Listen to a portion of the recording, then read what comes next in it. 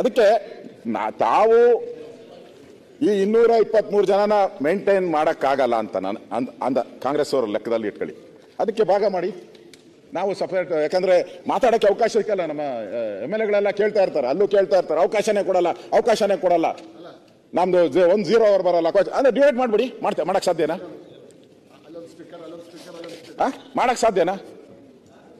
ನೋಡಿ, ನಾವು ಅಧಿಕಾರವನ್ನ ಹೆಂಗ್ ಕೊಡ್ತೀರಿ ಸ್ಥಳೀಯ ಸಂಸ್ಥೆ, ಅದೇ 74th ಅಮೆಂಡ್ಮೆಂಟ್ ರಾಜೀವ್ ಗಾಂಧಿ ಅವರು ತಂದಿದ್ದು ಉದ್ದೇಶ ಏನಿದೆ, ಆ ಉದ್ದೇಶನೇ.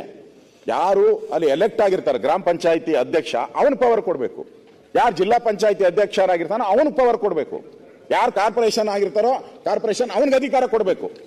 ಇಲ್ಲಿ ಇಲ್ಲ, ಮುಖ್ಯಮಂತ್ರಿನ ಇದ್ರ ಮೇಲೆ ಸೂಪರ್ವೈಸರ್. ಹಂಗಾರೆ 74th ಅಮೆಂಡ್ಮೆಂಟ್ ಏನು ಹೇಳ್ತೈತೆ? ಪಾಟೀಲ್ರೆ, ತಾವು ಕಾನೂನು ಸಚಿವರು, ಏನ್ ಹೇಳ್ತೈತೆ? ಅಂದ್ರೆ ಒಂದೇ ನಿಮಿಷ, ಇದು ಬಹಳ ಇಂಪಾರ್ಟೆಂಟ್.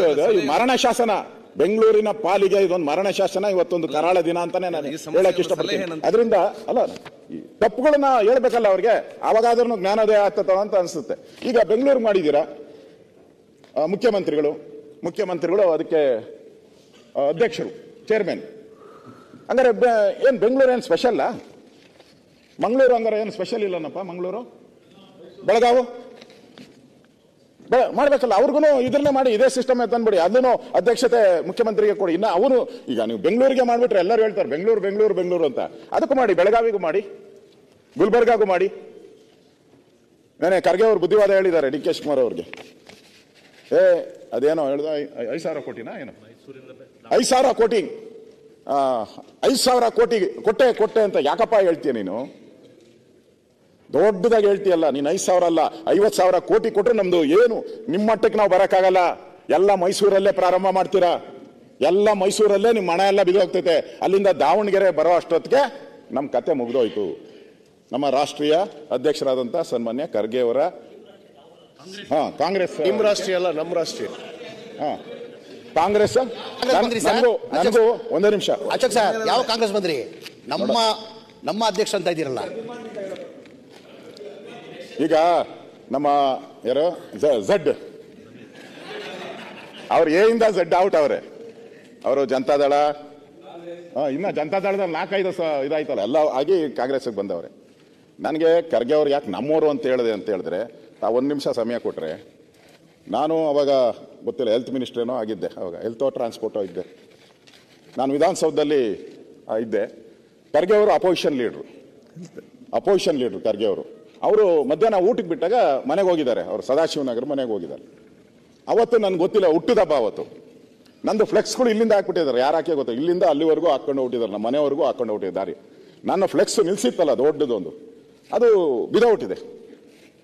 ನಾನು ಫ್ಲೆಕ್ಸ್ ನಿಲ್ಸಿದ್ದು ಬಿದೌಟಿದೆ. ಅಲ್ಲ, ಖರ್ಗೆ ಅವ್ರ ಬಗ್ಗೆ ನಾನು ಏನೋ ನೋಡಿ, ಗುಣಕ್ಕೆ ಮತ್ಸರ ಇಲ್ಲ. ಒಳ್ಳೆ ಕೆಲಸ ಯಾರು ಮಾಡಿದ್ರು ಅನ್ನ ಕೊಟ್ಟವನಿಗೆ ಅನ್ನ ಕೊಟ್ಟ ಅಂತ ಹೇಳ್ತಾರೆ. ಬೆನ್ನಿಗೆ ಚೂರಿ ಹಾಕ್ದವನ ಬೆನ್ನಿಗೆ ಚೂರಿ ಹಾಕ್ದ ಅಂತ ಹೇಳ್ತಾರೆ. ಅವರು ಆಗ ನಿಲ್ಸ್ಬಿಟ್ಟು ಅವ್ರ ಡ್ರೈವರ್ ಕೈಲಿ ಕಟ್ಟಿಸ್ಬಿಟ್ಟು ಅದನ್ನ ಕಂಬಕ್ಕೆ ಕಟ್ಟಿಸಿ ನನಗೆ ಫೋನ್ ಮಾಡಿದ್ರು, ಏನಪ್ಪ ಇವತ್ತು ಬರ್ತಡೇ ಅಂತ. ಹೌದು ಸರ್ ಅಂತಂದೆ. ನೋಡಪ್ಪ ನಿಂದು ಫ್ಲೆಕ್ಸ್ ಬಿದ್ದೋಗಿತ್ತು, ಕಟ್ಸಿದ್ದೀನಪ್ಪ ಅಂತ. ಅದಕ್ಕೋಸ್ಕರ ನಮ್ಮದು ಅಂತ ಹೇಳಿದ್ದು. ಅರ್ಥ ಆಯ್ತಾ? ಅದ್ರಲ್ಲಿ ಏನಾಯ್ತು ತಪ್ಪು? ಒಳ್ಳೇದು ಮಾಡಿದಾಗ ಹೇಳಬೇಕಲ್ಲ ನೋಪ್ಪ, ಏನು ಅದರಲ್ಲಿ ತಪ್ಪೇನು? ಅವ್ರು ಕಾಂಗ್ರೆಸ್ಸಿನ ಅಧ್ಯಕ್ಷರು ಅವರು.